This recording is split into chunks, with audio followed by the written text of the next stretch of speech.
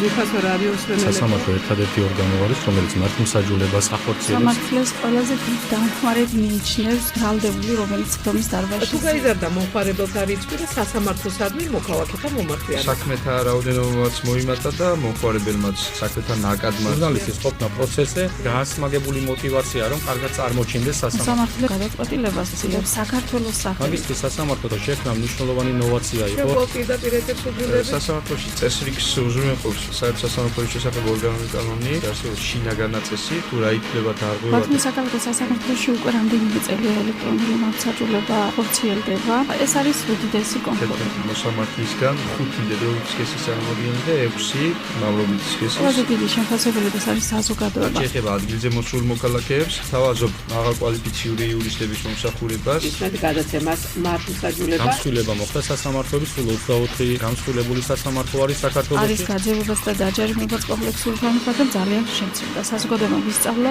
როგორ უნდა ბათუმის მოიცეს. საკალათო სასამართლო საერთო სასამართლოების სისტემაში თბილისის საკალათო სასამართლოს შემდეგ არის მეორე სასამართლო. სამართლო ყოველდღე უნდა ვითარდებოდეს. გადაცემა მომზადებულია არასამთავრობო ორგანიზაცია საზოგადოებრივ ინიციატივათა ჯგუფთან ერთად იუსტიციის უმაღლესი საბჭოს საერთო სასამართლოების დეპარტამენტის მხარდაჭერით. ეთერშია გადაცემა მართლმსაჯულება. მოგესალმებით ძვირფასო რადიო მსმენელებო, ეთერშია აჭარის რადიო, პირდაპირ ეთერში ტალღაზე FM 104 და 5 თქვენ ისმენთ გადაცემას მართლმსაჯულება, რომელსაც მე, ჟურნალისტი თამილა დოლიძე გავუძღვებით, ჩემთან ერთად კი გადაცემაზე რეჟისორი ინგა ნარჩემაშვილი მუშაობს. დღეს ჩვენს კითხვებს ბათუმის საქალაქო სასამართლოს მოსამართლე ხათუნა ბოლქვაძე უპასუხებს. შეგახსენებთ, გადაცემა არასამთავრობო ორგანიზაცია საზოგადოებრივ ინიციატივათა ჯგუფთან ერთად იუსტიციის უმაღლესი საბჭოს საერთო სასამართლოების დეპარტამენტის მხარდაჭერით არის მომზადებული. დღეს საოჯახო სამართალზე ვისაუბრებთ. ეთერშია გადაცემა მართლმსაჯულება. გადაცემის დაწყებამდე კი ჩვენი სტუმრის ხათუნა ბოლქვაძეს რეზუმეს შემოგთავაზებთ. ხათუნა ბოლქვაძე დაიბადა 1975 წლის 22 იანვარს ხულოს რაიონში. 1992 წელს ხულოს საშუალო სკოლა დაამთავრა. 1992-97 წლებში ბათუმის შოთა რუსთაველის სახელობის სახელმწიფო უნივერსიტეტის იურიდიულ ფაკულტეტზე სწავლობდა. 1997-98 წლებში ბათუმის სასოფლო-სამეურნეო ინსტიტუტში მასწავლებლად, ხოლო 98-99 წლებში კი საქართველოს შრომის, ჯანმრთელობისა და სოციალური დაცვის სამინისტროს შრომის ინსპექციის აჭარის განყოფილებაში სახელმწიფო ინსპექტორად მუშაობდა. 1999 წლიდან აჭარის უმაღლეს სასამართლოში მოსამართლის თანაშემწედ დაიწყო მუშაობა. 2005 წლის ივნისში მოსამართლეობის საკვალიფიკაციო გამოცდა სამოქალაქო და ადმინისტრაციული სამართლის სპეციალიზაციით ჩააბარა. იმავე წლის 22 სექტემბრის საქართველოს პრეზიდენტის ნომერ 801 ბრძანებულებით ხულოს რაიონული სასამართლოს მოსამართლედ დაინიშნა. 10 ოქტომბრიდან კი ბათუმის საქალაქო სასამართლოში მოავლინეს. საქართველოს იუსტიციის უმაღლესი საბჭოს 2009 წლის 7 სექტემბრის გადაწყვეტილებით ლენტეხის რაიონული სასამართლოს მოსამართლის უფლებამოსილების განხორციელება დაეკისრა. მოგვიანებით კი მივლინებული იქნა ბათუმის საქალაქო სასამართლოს სამოქალაქო საქმეთა კოლეგიაში მოსამართლის უფლებამოსილების განსახორციელებლად. ჰყავს მეუღლე და 3 შვილი. ეთერშია გადაცემა მართლმსაჯულება. ჩვენ კვლავ ეთერში ვართ, შეგახსენებთ, ჩვენი გადაცემის სტუმარია ბათუმის საქალაქო სასამართლოს მოსამართლე ხათუნა ბოლქვაძე. მოგესალმებით, ქალბატონო ხათუნა. მოგესალმებით რადიო მსმენელს, მადლობა მოწვევისათვის. ქალბატონო ხათუნა, ვიდრე საუბარს დავიწყებდეთ, რადიო მსმენელს ერთ ინფორმაციას გავაცნობ. ქორწინების სიძულება სისხლის სამართლის დანაშაული ხდება საქართველოს პარლამენტში საკანონმდებლო ცვლილებათა პაკეტი, რომელიც ოჯახში ძალადობასთან დაკავშირებით ზომების გამკაცრებას და ახალი ნორმების შემოღებას ითვალისწინებს, უკვე წარდგენილია. ცვლილება სისხლის სამართლის კოდექსში შედის, რომელსაც ქორწინების სიძულების მუხლი ემატება. ახალი მუხლის მიხედვით, ქორწინების მათ შორის არარეგისტრირებული სიძულება საზოგადოებისთვის სასარგებლო შრომით ვადით 200-დან 400 საათამდე, ან თავისუფლების აღკვეთით ვადით 2-დან 4 წლამდე დაისჯება. იგივე ქმედება ჩადენილი წინასწარის შეცნობით არასრულწლოვნის მიმართ თავისუფლების აღკვეთით ვადით 2-დან 4 წლამდე დაიჯება. ოჯახში ძალადობის აღკვეთის, ოჯახში ძალადობის მსხვერპლთა დაცვისა და დახმარების შესახებ კანონსა და დაახლოებით 10-ზე მეტ კანონში შესატანი ცვლილებები პარლამენტში მესამე მოსმენით გადის. ეს არის უახლესი ინფორმაცია, რომლის გაცნობაც მინდოდა რადიო მსმენელისთვის და კიდევ ერთხელ შევახსენებთ ჩვენს ძვირფას რადიო მსმენელს, რომ ჩვენ დღეს საოჯახო სამართალზე საუბრობთ. ახლა კი კონკრეტულად ქალბატონო ხათუნა, ზოგადად რა არის ოჯახის შექმნის საფუძველი? ზოგადად ვთქვათ, ოჯახი ეს ქორწინებისთან ნათესაობის საფუძველზე შექმნილი მცირე სოციალური ჯგუფია, რომლის წევრებიც ერთმანეთთან ყოფა ცხოვრების ერთიანობით არიან დაკავშირებული. ოჯახის შექმნის საფუძველი ალბათ უპირველესად მაინც სიყვარულია, ხოლო ამ სოციალური ერთეულის ბიოლოგიურ საწყისს ქორწინება წარმოადგენს.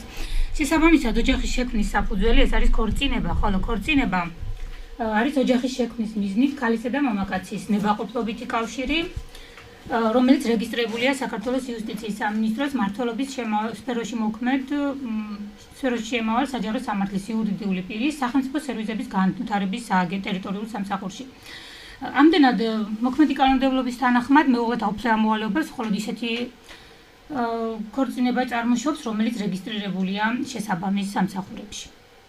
და ესე იგი ქორწინების რეგისტრაცია სახელმწიფო ორგანოში არის თუ არა აუცილებელი, თქვენ უკვე გამეცით ამაზე პასუხი და თუ აუცილებელია, რა საკიდან ეძლევათ ახალგაზრდებს დაქორწინების უფლება? კანონით ქორწინებისათვის საჭიროა მეკორწინეებთა განსაზღვრული ასაკისობრივ მიღწეული მეკორწინეები. ზოგადად ქორწინება 18 წლის ასაკიდან დაიშვება, მაგრამ არის გამონაკლისიც, თუმცა ასევე კანონით დადგენილია, რომ შეიძლება 16 წელს მიღწეული არასრულწლოვანი პირის ქორწინებაც, ოღონდ ამისთვის საჭიროა მშობლებისა და მეურვეს წინასწარი წერილობითი თანხმობა. ამასთან დადგენილია, რომ თუ მშობლები ან მეურვე უარს განაცხადებს ასეთ ქორწინებაზე, შესაძლებელია ქორწინების ნებართვა დართოს სასამართლომაც მათი მომართვის შემთხვევაში. კანონით არ არის განსაზღვრული, თუმცა ქორწინების მაქსიმალური თავად ვისაც დაქორწინება უნდა იყოს. ვისაც დაქორწინება სურდა, თუ ამისთვის არსებობს საფუძველი, შესაძლოა სასამართლომაც კი გასცეს ნებართვა. ანუ მშობლების გარეშე. ხო ეს იმ შემთხვევაში, თუ მშობლები უარს აცხადებენ და არ ეთანხმებენ და არსებობს კანონიერი საფუძველი, ანუ ყოველ შემთხვევაში მე არ მახსოვს ასეთი პრაქტიკა, ამას კანონი ითვალისწინებს. ანუ ასეთი პრაქტიკა მე არ მახსოვს მთელი 9 წლის განმავლობაში სამოქალაქო საქმეების მოსამართლე ვარ ბათუმის საქალაქო სასამართლოში. პრაქტიკა ნამდვილად არ მახსოვს ამის თაობაზე, რომ ვინმე სადაო დაეხატეს და მოემართა. გასაგებია და არსებობს თუ არა კანონიერი საფუძველი საქორწინო ასაკის შემცირებისთვის, აი. დიახ, სწორედ ერთადერთი საფუძველი ეს არის 6 ოღონდ ისიც მხოლოდ 16 წელზე ნაკლები ასაკის პირთა დაქორწინება დაუშვებელია. 16 წელიდან შესაძლებელია 18 წელზე ვსაუბრობთ ამ შემთხვევაში დასაშვება მხოლოდ ისიც მშობელთა თანხმობით. და სასამართლოც შეიძლება მისცეს საფუძველი ნებართვა, მაგალითად, პროცედურულად არის, ან არსებობს სხვა ისეთი საფუძველი, რომელიც აუცილებელია. რომ დაერთოს ნებართვა ქორწინებისთვის. გასაგებია და წარმოშობს თუ არა მეუღლეთა შორის კანონიერ უფლებამოვალეობას ჯვრისწერა. მეუღლეთა შორის კანონიერ უფლებამოვალეობას, როგორც აღნიშნე, მხოლოდ რეგისტრირებული ქორწინება წარმოშობს. რაც შეეხება ჯვრისწერას, იგი არ წარმოადგენს სამართლებრივი ძალის დოკუმენტს და მას მხოლოდ რელიგიური დატვირთვა გააჩნია. ასევე ქორწინების აუცილებელ და განამწყვეტ პირობას, როგორც წარმოადგენს მომავალ მეუღლეთა ურთიერთთანხმობა, ამ პირობაში თავის გამოხატულებას პოულობს დაქორწინების ნებაყოფლობითობის პრინციპი, აქედან გამომდინარე, არც ჯვრისწერა და არც თუნდაც დასაქორწინებელ პირთა წინასწარი თანხმობა არანაირ უფლებამოვალეობებს არ წარმოუშვებს მხარეს. ეს თუნდაც იყოს ნიშნობა, მაგალითად, ამ კუთხით რო ავიღოთ. ის ნიშნობაც არ წარმოადგენს შემდგომში დაქორწინების ვალდებულებას, ნიშნობა არ არის შემდგომში სასამართლოში იძულებითი დაქორწინების მოთხოვნის უფლება, ამ შემთხვევაში მხარეებს შეიძლება წარმოიშვათ მხოლოდ ის უფლება, რომ ნიშნობის დროს გადაცემული საჩუქრები შემდგომ მხარეებს უკან უბრუნდებათ. და ხშირია შემთხვევა, რომ უბრუნდებათ ეს პრაქტიკაში? კი ბატონო, არის ასეთი შემთხვევები, რომ ყოფილა დავა ნიშნობის დროს გადაცემული ძვირფასეულობები, საკმაოდ ძირადღირებული ეს უხროულობა ერთადად. უკან დაბრუნებას მოითხოვენ მხარეები და ამასთან დაკავშირებით არის საკმაოდ ხშირად თავებიც. არსებობს დამაბრკოლებელი გარემოებები ქორწინების, აი რა შეიძლება ქართული კანონმდებლობით ჩაითვალოს ქორწინების დამაბრკოლებელ გარემოებებად.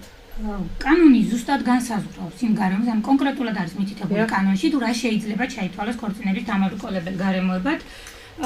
კანონით არ შეიძლება ქორწინების რეგისტრაციაში გატარდეს ის პირი, რომელიც უკვე იყო რეგისტრირებული ქორწინება, იმყოფება სხვასთან ქორწინებაში. ახალი ქორწინება შესაძლებელია მხოლოდ ადრინდელ მეუღლესთან განქორწინების შემდგომ, კანონით თუ ერთ-ერთი ან ორივე მეუღლე სხვა ქორწინებაში იმყოფება და მაინც მოხდა ქორწინების რეგისტრაცია, ეს თავისთავად წარმოშობს ასეთი ქორწინების ბათილობის საფუძველს. ასევე კანონით ზუსტად არის განსაზღვრული, რომ არ დაიშვება ქორწინება პირდაპირ აღმავალი და დამავალი შტოს ნათესავებს შორის, მაგალითად შვილი შვილი, мама, პაპა და ასე შემდეგ, ასევე არ დაიშვა ბიოლოგიურ და არაბიოლოგიურ და-ძმას შორის ქორწინება, შვილებსა და ნაშვილებს შორის, თუნდაც შემდგომში გაუქმდეს მათ შორის ეს შვილობა, იმ პირებს შორის, რომელთანაც თუნდაც ერთ-ერთი სულით ავადმყოფობის ან ჭკუასუსტობის გამო სასამართლოს მიერ ცნობილი აქვს მედეუნაროდ. ძალიან ბევრი რამ ყოფილა ქორწინების დამოუკიდებელი გარემოება ქართული კანონმდებლობით. მსოფლიო პრაქტიკაშიც ასეა, ნეტა ქალბატონო ხათუნა. ალბათ. დიახ. მსოფლიო პრაქტიკაში ეს ზოგადად ასეა. ამ კუთხით. და აი დამოუკიდებელ გარემოებებზე ვისაუბრეთ, მაგრამ როდი შეიძლება ქორწინების გაბათილება ან შეწყვეტა? რაც შეეხება ქორწინების გაბათილებას, ჯერ დავიწყოთ ქორწინების შეწყვეტით. დიახ. ქორწინების შეწყვეტის ორი საფუძველი არსებობს, ეს შეიძლება იყოს მეუღლის გარდაცვალება ან განქორწინება. ერთ-ერთი მეუღლის გარდაცვალება ან განქორწინება. გარდაცვალების დროს ქორწინება შეწყვეტილად ითვლება ერთ-ერთი მეუღლის გარდაცვალების დღიდან. რაც შეეხება განქორწინებას, განქორწინების ორი წესი არსებობს, ეს არის სასამართლო გზით განქორწინება და სამოქალაქო რეესტრის სააგენტოს ტერიტორიულ სამსახურში გახორციელებული განქორწინება.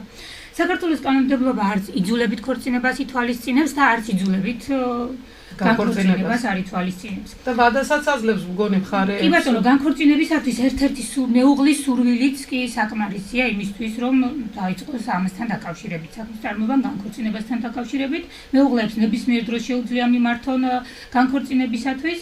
ამ კუთხით მხოლოდ ერთადერთი შეზღუდვას ითვალისწინებს კანონი, ეს არის ცოლის ორსულობის დროს ან ბავშვის დაბადებიდან 1 წლის განმავლობაში ქმარს უფლება არ აქვს ცოლის ნებართვის გარეშე მოითხოვოს შეიტანოს არჩევი განქორწინების თაობაზე.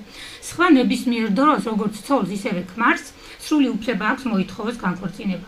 რაც შეეხება სასამართლოს ჩარევას, სასამართლოს ჩარევა განქორწინებაში ხდება მხოლოდ იმ შემთხვევაში, თუ მეუღლებს შორის არსებობს რაიმე სახის დავა, ეს იქნება ქონებრივი შვილებთან დაკავშირებული, რომელთან დაკავშირებითაც ისინი ვერ შეთანხმდნენ, თუ კი განქორწინება თუ შეთანხმდნენ შესაბამისად მიზანდებიან სამოქალაქო რეესტრის სააგენტოში და გააკეთებენ განქორწინებას, ხოლო თუ განქორწინება სასამართლო გზით აქვთ გადაწყვეტილი მხარებს, მაშინ მათ უნდა მომართონ რაიონულ ან საქალაქო სასამართლოს მეუღლეთა საერთო საცხოვრებელი ადგილის მიხედვით, ხოლო იმ დროისათვის თუ მეუღლები ცალ-ცალკე ცხოვრობენ, ზოგადად არჩეული უნდა შეტანილი უნდა იქნეს მოწინააღმდეგე ან მოპასუხე მეუღლის საცხოვრებელი ადგილის მიხედვით, ხოლო თუ მოსარჩელესთან არასრულწლოვანი შვილები ცხოვრობენ, რაც აძლევს მას აძნელებს უბრალოდ მის გამოცხადებას სასამართლოში მოპასუხის საცხოვრებელი ადგილის მიხედვით, მისივე მოთხოვნით შეიძლება საქმე განხილული იქნეს მოსარჩელის საცხოვრებელი ადგილის მიხედვით. სასამართლოს უნდა მიმართოს მხარე ჩვეულებრივ სამოქალაქო სარჩელით, რომელიც დადგენილია სპეციალური ფორმა და რომელიც შესაძლებელია მხარე მოიპოვოს როგორც სასამართლოში, ასევე ან ადვოკატის დახმარებით, ან იუსტიციის უმაღლეს საბჭოს ვებგვერდზე, ან სასამართლოს ნებისმიერ ვებგვერდზე.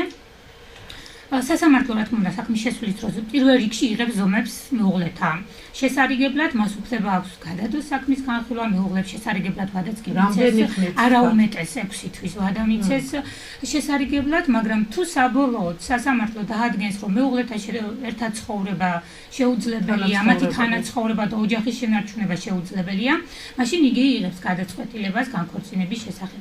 აუცილებლად განქორწინება უნდა დარეგისტრირდეს სამოქალაქო რეესტრში და შეწყვეტილად ითვლება მხოლოდ ქორწინების რეგისტრაციის მომენტიდან ქორწინება. თუმცა ეს არ ართმევს უფლებას მეუღლეებს მათ ხელახლა იქორწინებენ. ეს რაც შეეხება შეწყვეტას და გაბათილება, ქორწინების გაბათილება. რაც შეეხება ქორწინების გაბათილებას, ბათილობა ხდება იმ შემთხვევაში, თუ თავიდანვე იყო დარღვეული რაღაც წესი მათი დაქორწინებისთვის. ქორწინების შეწყვეტა და ქორწინების ბათილობა სხვადასხვა სამართლებრივი ინსტიტუტია. თუ კი ქორწინების შეწყვეტის დროს ქორწინება და მის შედეგად წარმოშობილი ყველა სამართლებრივი შედეგი ჩვეულებრივ შემდგარად ითვლება, ბათილობის დროს ითვლება, რომ ქორწინება არ მომხდარა და შესაბამისად არანაირი სამართლებრივი შედეგი არ წარმოშობილა. შეიძლება ქორწინება მხოლოდ სასამართლოს მიერ იქნას ცნობილი ბათილად, ანუ თუ არა სასამართლო, ხანერად არ შეიძლება მითითებული იქნეს საერთოდ ქორწინების ბათილობასთან დაკავშირებით. სასამართლო იმ პირთან ქორწინება, რომელიც საქორწინო ასაკს არ მიუღწევია, ან არც საქორწინო ასაკი არ ჰქონდა შემცირებული, შეიძლება ცნოს ბათილად, თუ ამას მოითხოვს ერთ-ერთი მეუღლის ინტერესი. ასევე ბათილად შეიძლება თუ ცნოს, თუ არის ფიქციური ქორწინება, ეს ოღონდ უნდა გამოკლეული უნდა იყოს სასამართლოს მიერ. ანუ თუ საქმის განხილვის დროს დადგინდება, რომ მიუხედავად იმისა, თუნდაც არასრულწლოვანთან, ანუ საქორწინო საქმის მიუღწეველ პირთან იყოს დაქორწინება, მაგრამ თუ საქმის განხილვის მომენტისათვის არასრულწლოვანმა მეუღლემ საქორწინო საქმე მიაღწია ან ორსულადაა, მაშინ შეიძლება ქორწინება ცნობილი არც კი იქნას ბათილად, ოღონდ ამ შემთხვევაში მოსარჩე ამ პირის თხოვნით. რაღაც პრაქტიკა გამახსენდა ისტორია, ალბათ ამ ფილმში ნანახი ან წიგნში წაკითხული, აი მაგალითად ვთქვათ მეუღლეს გონია რომ მისი მეუღლე გარდაიცვალა არის ასეთი შემთხვევა, ხო? და რაღაც პერიოდის გავლის შემდეგ ერთი ვთქვათ ქალბატონი თხოვდება და აღმოჩნდება რომ მისი მეუღლე არის ცოცხალი. ამ შემთხვევაში ბათილდება ალბათ, არა?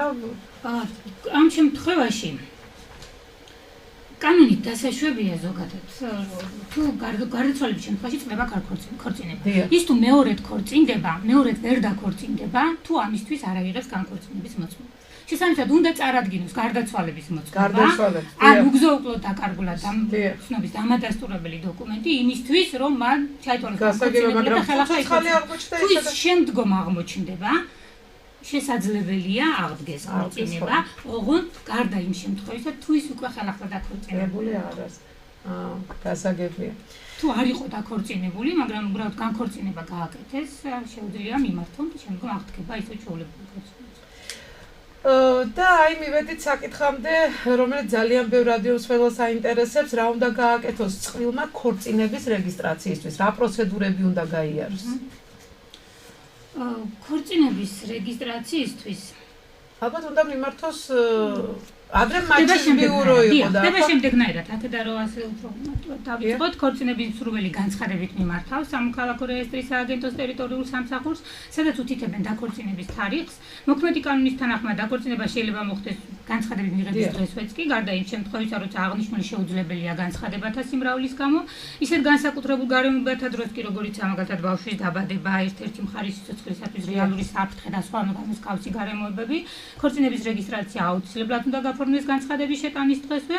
განცხადებაში ქორწინების რეგისტრაციის შესახებ მხარეებმა უნდა მიუთითონ იმის თაობაზე, რომ არ არსებობს ქორწინების დამაბრკოლებელი გარემოებები, რომ იცნობენ ერთმანეთის ოჯახურ მდგომარეობას, მე რამდენი ქორწინება მათთვის, ყავთ თუ არა შვილები. შესაბამისად, სამოქალაქო რეესტრის სამსახურის თანამშრომელი ვალდებულია გამოიკლიოს ეს ყველა პირობა, არსებობს თუ არა ქორწინების რეგისტრაციის გატარების ყველა პირობა. შესაბამისად, იგი განუმარტავს მხარეებს, მათ უფლებამოვალეებს, აფრთხილებს, რომ პასუხს აგებენ ქორწინების დამაბრკოლებელი გარემოებათა დაფარვისათვის და ხდება შემდგომ ქორწინების რეგისტრაცია. რეგისტრაცია ტარდება საზეიმო ვითარებაში, როგორც ვიცით, 2 სრულწლოვანი მოწმის თანდასწრებით. ხოლო თუ არსებობს რაღაც დამაბრკოლებელი გარემოება და ასეთმა ორგანომ უარი განუცხადა ქორწინებაზე მხარეებს, შესაბამისად აღნიშნული უარი შეიძლება გასაჩივრდეს შემდგომში სასამართლოში. და თავიდან ისევ შეიტანონ, თქვათ, დასარეგისტრირება. თუ არ მოიფხრება შესაბამისად დამაბრკოლებელი გარემოებები. და ახლა ძალიან ბევრს ლაპარაკობენ ამის შესახებ, ეს არის ძალიან აქტუალური თემა მთელ მსოფლიოში და დასავლეთში განსაკუთრებით, ეს არის საქორწინო კონტრაქტი და არ ვიცი ახლა რამდენად ხშირია ეს საქართველოში ასეთი გარიგების ფორმა და ზოგადად რა არის საქორწინო კონტრაქტი? ზოგადად რას მოიცავს, რას შეიცავს, აი რითი ავალდებულებს მხარეებს და ასე შემდეგ. საქართველოს კანონმდებლობით ის კანონმდებლობა აძლევა შესაძლებლობას მეუღლეებმა და საქორწინებელმა პირებმა დადონ საქორწინო კონტრაქტი, განსაზღვრონ მისი პირობები და ვადები. მისი დადასტურებისას მხარეები ვალდებული არიან დაიცვან ყველა ის წესი და პირობა, რაც აუცილებელია საერთოდ ხელშეკრულების და ზოგადად ხელშეკრულების დადებისათვის. მეუღლებს საქორწინო ხელშეკრულებით ძირითადად განისაზღვრება მეუღლეთა ქონებრივი უფლებები და მოვალეობები, როგორც ქორწინების განმავლობაში, ისე განქორწინების დროს. აღნიშნული კონტრაქტით არ შეიძლება განისაზღვროს ოჯახის სხვა წევრთა ქონებრივი ხასიათის უფლებები და მოვალეობები. მართალია, მსოფლიოს სხვადასხვა ქვეყანაში კი ჩვეულებრივი მოვლენაა და დამკვიდრებულია პრაქტიკაში, სხვადასხვა ქვეყანაში საოჯახო კანონმდებლობისათვის ჩვეულ ინსტიტუტს წარმოადგენს და საერთოდ ფართოდ გამოიყენება. რაც შეეხება საქართველოში, მას ზოგადადაც ვიცი, ცოტა მყარი ნიადაგი რეალურ ცხოვრებაში არ აქვს, რადგან არაა სტატისტიკური მონაცემები ამ ხელშეკრულების შესახებ და შესაბამისად მის პრაგმატულობაზე ვერ ვიმსჯელებთ, თუმცა უბრალოდ მე მაგალითად არ შემხვედრია პრაქტიკაში, ალბათ დავა ამაზე არ ყოფილა ბათუმის სასამართლოში და სხვაგან იყო. ვერ გვეტყვით, თუმცა ერთი რამ ცხადია.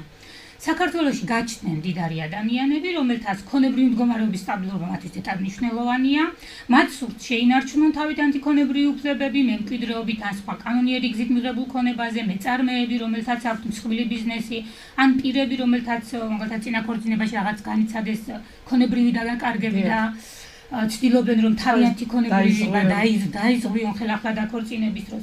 ასეთ შემთხვევაში საქორწინო ხელშეკრულება ან საქორწინო კონტრაქტი წარმოადგენს სწორედ ქონებრივი სტაბილურობის გარანტს მეუღლეებისათვის. მათ ქონებრივი ურთიერთობები სწორედ ამ საქორწინო კონტრაქტით რეგულირდება და ამიტომ ალბათ ასეთი პიროვნებებისთვის უფრო მეტად მისაღებია საქორწინო ხელშეკრულებების დადება. შესაძლოა ამ დონის დავები არ ყოფილა ამ ეტაპზე ჩვენთან ასეთ მდიდარ ადამიანებს შორის, ამიტომაც არ შემოხდა ეს კონტრაქტი. რეალურად თორემ ნამდვილად იარსებებს. თქვენ მოგწონთ საქორწინო კონტრაქტის სახე. აი თქვენ როგორც ხალბატონს ამ გარემოებებს თუ გავითვალისწინებთ, ეს მისაღებია. სწორედ ამისთვის, რომ შემდგომში უფრო დაზღვეული იყოს. და შემდეგ რო არ იყოს რაღაც ჩხუბი და თავიდანობა. ასეთი თავიდანობა. ანუ თავიდანვე განსაზღვრული უნდა გქონდეთ, რომ რა უფლებები გააჩნიათ მათ ამისთვის. და ვის რა ერგება განხორციელების შემდეგ. ამასთან საქორწინო ხელშეკრულებას რო დავამატოთ, საქორწინო ხელშეკრულების თავისებურებას ის წარმოადგენს, რომ მისი დადების და ძალაცის შეცვლის საკითხს განიზი შეიძლება როგორც ქორწინების რეგისტრაციამდე დაიდოს, ისე რეგისტრაციის შემდგომ დაიდოს, მაგრამ რა თქმა უნდა რეგისტრაციის შემდგომ შედის ძალაში, აუცილებლად წერილობითი ფორმით იდება, აუცილებლად სანოტარო წესით უნდა იყოს დადებული, თუ ასეთი პირობები არ იქნება დაცული, რა თქმა უნდა ეს მისი ბათილობის საფუძველია.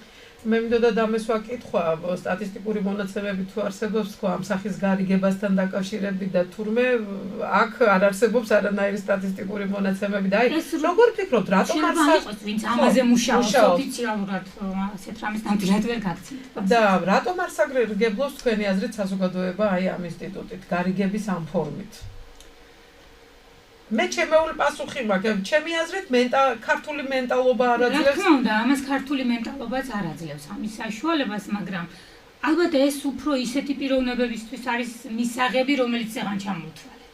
და ამას ჩვეულებრივ საშუალო დონის მაცხოვრებლები არ თვლიან. ვისაც ძალიან ბევრი მართალი ბრძანდებით, ვისაც დიდი ქონება აქვს, ის უფრო მეტად იყენებს საქორწილო კონტრაქტს. გასაგებია, ანუ სამომავლოდ, როდესაც საზოგადოება უფრო მდიდარი გახდება, საქორწილო კონტრაქტებიც ალბათ უფრო მოიმატებს, თუმცა მე არ გამოვრიცხავ საქორწინო ხელშეკრულებები საკმაოდ იყოს საქართველოშიც. ხო, მე ვფიქრობ, შეიძლება დედაქალაქში რაღაც უფრო მეტი რაოდენობით იყოს. უფრო მეტი, არც ეგეც იყოს უბრალოდ დავები არ არის. უფრო მარტი აღარ უწევთ სასამართლოდ და წინასწარ გათვლილი აქვს. მივედით იმ დასკვნამდე, რომ საქორწილო კონტრაქტი და დავების გადაწყვეტის უფრო მარტივი დია, უფრო მარტივი გზა, თავიდანვე იციან რომ რა უწევთ, რა არ უწევთ და საბოლოოდ დავაც აღარ არის ამასთან დაკავშირებით. ხო, კარგი იქნებოდა თავის დროზე მეც რომ მეფიქრე ამაზე. ალბათ. აი და როგორია, თქვათ, ქონებრივი ურთიერთობა მეუღლეთა შორის? ქონებრივად, აი, ვინ რას ფლობს, ვინ რის იმფლობელია ეს, თუ არ არის საქორწინო კონტრაქტი გაფორმებული, აი, იმის გარდა, თუ შეიძლება განსაზღვროთ მეუღლეები ქონებრივი ურთიერთობა. ზოგადად მეუღლეები თანაბარი ქონებრივი უფლებებით სარგებლობენ. მეუღლეთაგან მიერ ქორწინების განმავლობაში შეძენილი ქონება მათ საერთო საკუთრებას წარმოადგენს, თუ მათ შორის რა თქმა უნდა, როგორც წეგან აღნიშნეთ, საქორწინო ხელშეკრულებით სხვა რამ არის დადგენილი. აღნიშნული ასეთ ქონებაზე მეუღლეთა თანასაკუთრების უფლება წარმოიშობა მაშინაც, თუ ერთ-ერთი მათგანი ეწეოდა საოჯახო საქმიანობას, ული და შვილებს ან სხვა საპატიო მიზეზით არ ჰქონდა დამოუკიდებელი შემოსავალი, თუმცა ამ ქორწინების განმავლობაში შეძენილი ქონება მაინც მათ საერთო საკუთრებად ითვლება. რაც ეხება ინდივიდუალურ საკუთრებას წარმოადგენს ის ქონება, რომელიც თითოეულ მათგანს დაქორწინებამდე ეკუთვნოდა, ან ქონება, რომელიც თუნდაც ქორწინების განმავლობაში მიიღეს მემკვიდრეობით ან ჩუქებით. თუ მეუღლეები ვერ შეთანხმდნენ საერთო თანასაკუთრების გაყოფაზე, მხოლოდ ამის შემდეგ მოდის დავა სასამართლოში. ან ერთ-ერთი მათგანის ასეთ შემთხვევაში მეუღლეებს ან თუნდაც ერთ-ერთი მათგანის თხოვნით წყვეტს უკვე სასამართლო დავას. განქორწინება ეს არ წარმოადგენს ქონების გაყოფის აუცილებელ პირობას, ანუ შეიძლება სულაც არ განქორწინდნენ მეუღლეები, მაგრამ მაინც დადგეს საკითხი მათ შორის არსებული ქონების გაყოფასთან დაკავშირებით.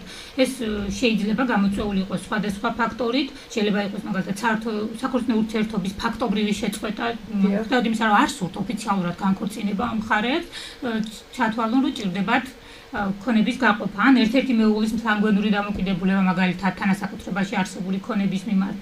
არის მაგალითად რომ მიმდინარეობს მეუღლეთა შორის შეუთანხმებლობა საერთო თანასაკუთრების გაყოფაზე.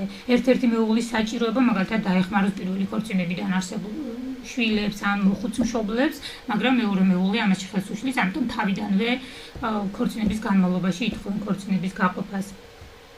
ან თუნდაც საერთო თანასაკუთრებაში იმ მეუღლის წილზე გადახდევინების მიღწევაში, რომელიც თავს ალიმენტის გადახდას არიდებს და ასე შემდეგ. ეს შეიძლება სხვადასხვა საფუძველი არსებობდეს იმისთვის, რომ ქორწინების დროსაც მოითხოვონ მეუღლებმა საერთო საკუთრებაში არსებული ქონების გაყოფა. როგორც ვთქვით, მეუღლეთა თანასაკუთრების გაყოფა მეუღლეთა ურთიერთშეთანხმებით ხდება, თუ ასეთი შეთანხმება არ არის მიღწეული, მაშინ ხდება სწორედ სასამართლოს მიერ. საერთო თანასაკუთრების წილის განსაზღვრის მოთხოვნის უფლება თითოეულ მეუღლეს გააჩნია მიუხედავად იმისა, არის თუ არა მის სახელზე რეგისტრირებული მაგალითად თუნდაც უძრავი ქონება. თუნდაც ავიღოთ ის, რომ საცხოვრებელ სახლის რეგისტრაცია ერთ-ერთი მეუღლის სახელზეა, მაგრამ ეს არ ცვლის მეუღლეთა საერთო საკუთრების კანონიერ რეჟიმს. მეუღლეები საერთო საკუთრების თანასწორუფლებიანი სუბიექტები არიან, რის გამოც თითოეულ მათგანს აქვს უფლება თავისი წილის განსაზღვრა და გამოყოფა მოითხოვოს. თუ დედ-მამასთან ერთად ცხოვრობენ მაშინ აი თქვათ ოჯახი არის დედა, მამა და აი შვილმა მოიყვანა ცოლი და განქორწინების პერიოდში როგორ უნდა გაიყოს ქონება?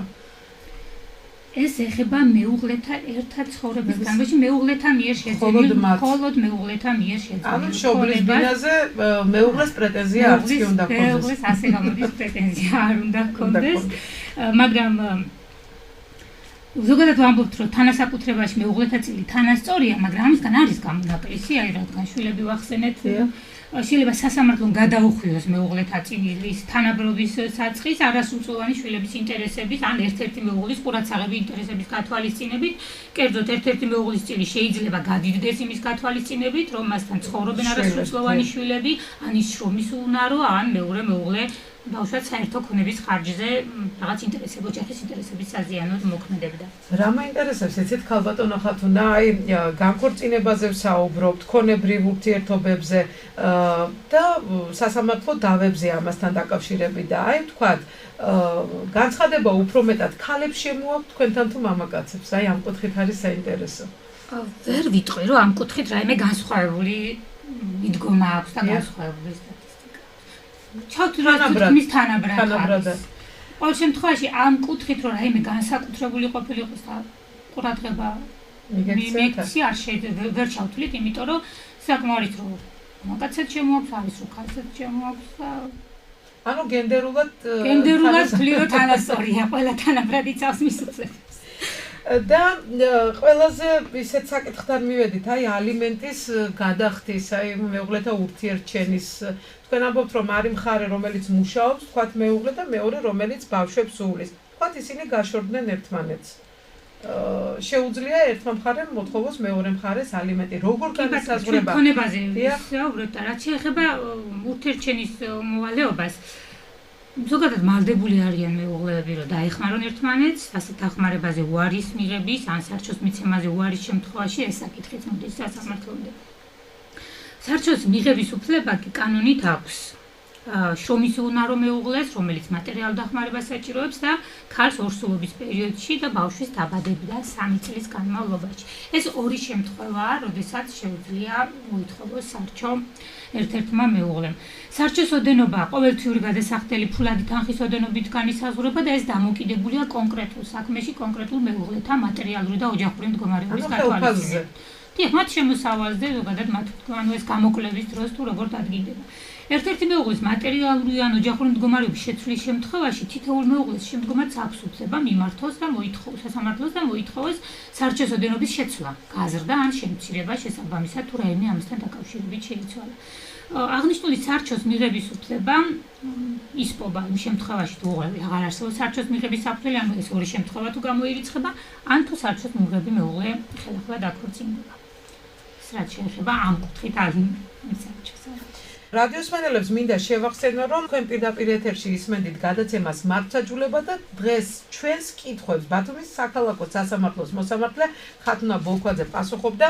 მან ამომწყურავად ისაუბრა საოჯახო სამართალზე და ამ თემასთან დაკავშირებულ სხვა ქვეთემებზე დიდი მადლობა მინდა მოგახსენოთ ქალბატონო ხათუნა მობრძანებისთვის. მომდევნო გადაცემა კი 2 კვირის შემდეგ შაბათს 20 სექტემბერს 15 საათზე გავა ეთერში. დღეს კი თქვენთვის პირდაპირ ეთერში ჟურნალისტი თამილა დოლიძე და რეჟისორი ინგა ნარჩემაშვილი მუშაობდნენ.